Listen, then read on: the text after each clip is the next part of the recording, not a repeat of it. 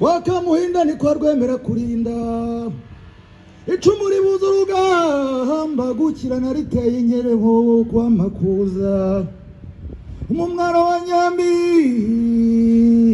yerwa Amagaju induru rivuze kabiri niciye akabago kantambara nzangarwa n'inkawe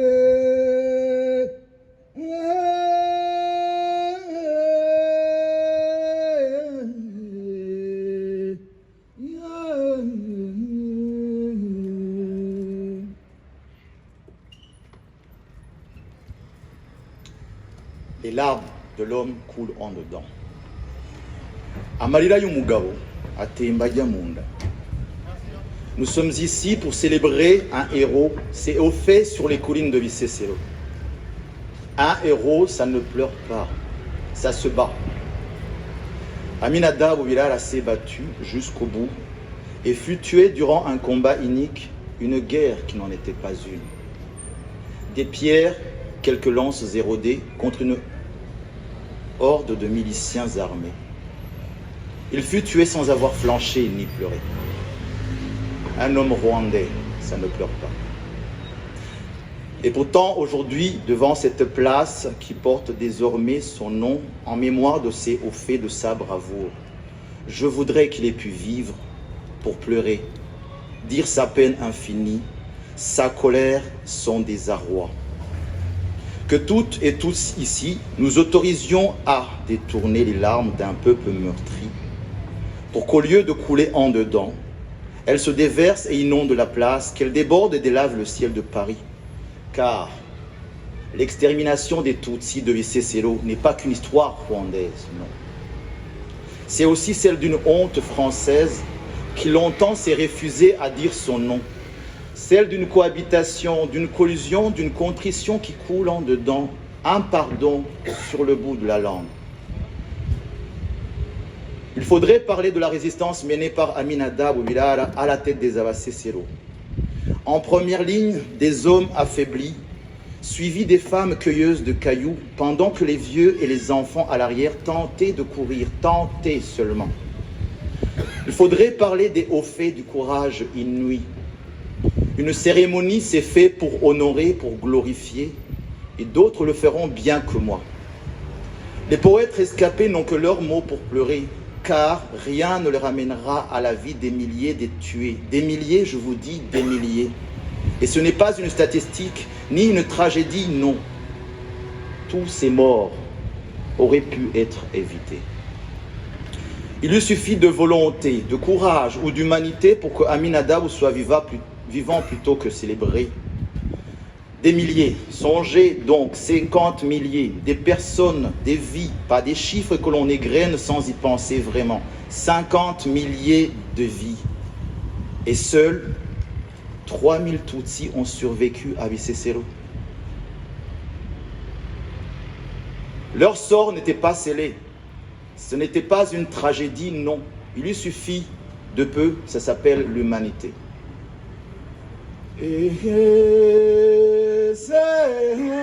Nyamibwa we nguzarwa n'inkawe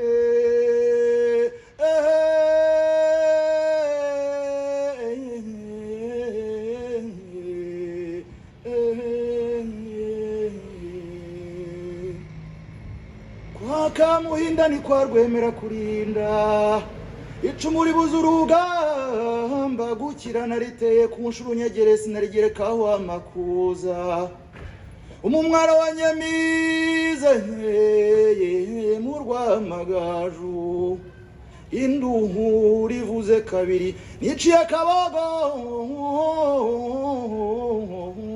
kantambara. Cette plaque aujourd'hui est là pour nous le rappeler.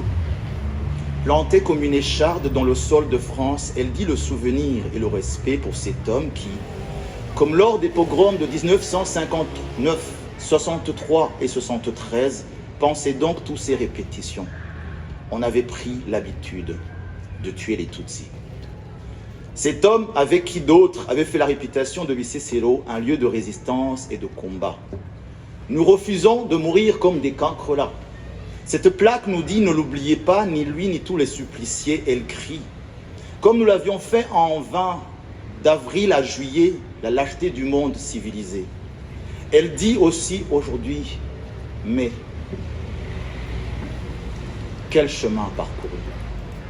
Quelle ironie, n'est-ce pas? Les suppliciés, les affamés, alors réduits à des ombres, nous donnent une leçon de courage, alors que les hommes armés, formés au combat, les ont abandonnés aux mains des miliciens. Deux, nous ne parlerons pas ça, n'est-ce pas? C'est mieux. L'écho de leur clameur empoisonne encore les nuits des 3000 rescapés. 3000 rescapés, 3000. Une poignée, abandonnés sur la colline de Mouira pendant des semaines, pour chasser après avoir lutté, amenés par celui qu'ils appelaient le commandant, épaulé par Nzabihiman, par Karamaga et par son fils et bien d'autres. Après la terrible attaque du 13 mai 1994, ils pensaient périr jusqu'au dernier. Une poignée a tenu jusqu'en juin. Ceux qui sont restés en ont témoigné. Birara a été assassiné si près de la fin.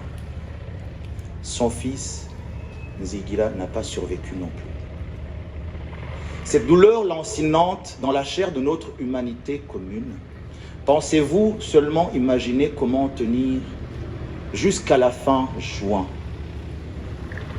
Et si nous partageons cette mémoire sur une place publique aujourd'hui, alors cette histoire rwandaise, française aussi, les larmes des hommes peuvent enfin couler à Bisesero comme à Paris. Ici, place Aminata Birara, une place pour un homme de courage. Nous pouvons pleurer. Des milliers de personnes tuées à Bisesero entre avril et juin 1994 sur les collines de Nyarutovu, Kigarama, Jurwe, Kazirandimwe, Uwingabo, Gitwa, Cyabahanga, Muhingo, Gatsata, Regete, Muyira, Nyagafumba, Cyamaraba, Ruronzi, Gitabura.